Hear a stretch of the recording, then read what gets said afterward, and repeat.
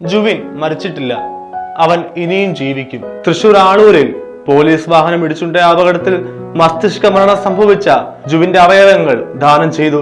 പേണിക്കപ്പറമ്പിൽ രാജുവിന്റെ മകൻ ജുവിൻ രാജുവിന്റെ ഹൃദയമാണ് മൃതസഞ്ജീവനി പദ്ധതി വഴി കുറ്റൂർ സ്വദേശിക്ക് വെച്ചുപിടിപ്പിച്ചത്.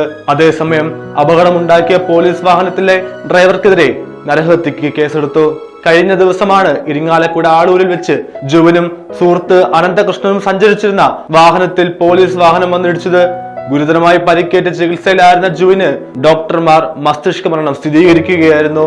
മകനെ നഷ്ടപ്പെട്ട ദുഃഖത്തിനിടയിലും അവയവദാനത്തിന് തയ്യാറായ കുടുംബത്തിന്റെ തീരുമാനത്തെ ആരോഗ്യ ലോകം ഏറെ ആദരവോടെയാണ് നോക്കിക്കാണുന്നത്. അപകടത്തിൽ പരിക്കേറ്റ അനന്തകൃഷ്ണൻ തീവ്രപരിചരണ വിഭാഗത്തിൽ ചികിത്സയിൽ തുടരുകയാണ്. സംഭവത്തിൽ പോലീസ് ഡ്രൈവർ ശ്രീജിത്തിനെതിരെയാണ് നരഹത്യക്ക് കേസെടുത്തിരിക്കുന്നത്.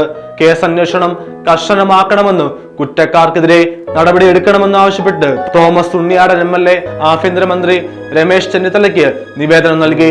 അന്വേഷണത്തിൽ വിട്ടുവീഴ്ച ഉണ്ടാകില്ലെന്ന് MLA വ്യക്തമാക്കി.